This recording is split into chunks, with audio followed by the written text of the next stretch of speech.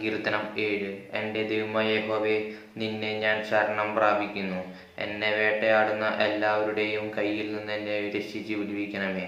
അവൻ സിംഹം എന്ന പോലെ എന്നെ കീറിക്കളയരുതേ. വിടുവിപ്പാൻ ആരുമില്ലാതിരിക്കുമ്പോൾ എന്നെ ചീന്തിക്കളയരുതേ.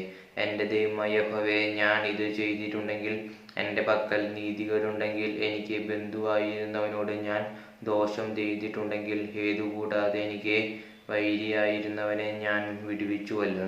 ശത്രു എൻ്റെ പ്രാണനെ പിന്തുടർന്ന് പിടിക്കട്ടെ. അവൻ എൻ്റെ ജീവനെ നിലത്തിട്ട് ചവിട്ടട്ടെ. എൻ്റെ മാനത്തെ പുഴയിൽ തള്ളിയിടട്ടെ. യഹോവ കോപത്തോടെ എഴുന്നേൽക്കണമേ. എൻ്റെ വൈരികളുടെ ക്രോധത്തോട് എതിർത്തു നിൽക്കണമേ. എനിക്ക് വേണ്ടി ഉണരണമേ. നീ ന്യായവിധി കൽപ്പിച്ചുവല്ലോ. ജാതികളുടെ സംഘം നിന്നെ ചുറ്റി നിൽക്കട്ടെ.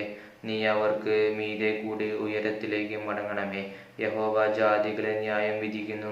യഹോവ എൻ്റെ നീതിക്കും പരമാർത്ഥതയ്ക്കും തക്കവണ്ണം എന്നെ വിധിക്കണമേ.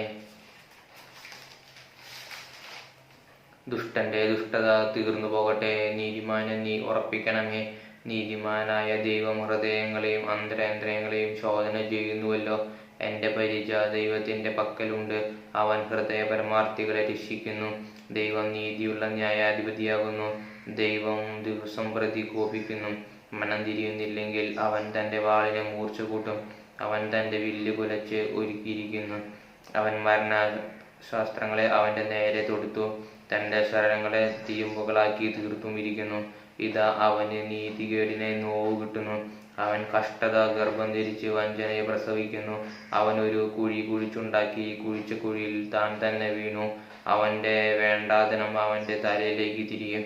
അവൻ്റെ ബലാത്കാരം അവൻ്റെ നെറുകയിൽ തന്നെ വീഴും.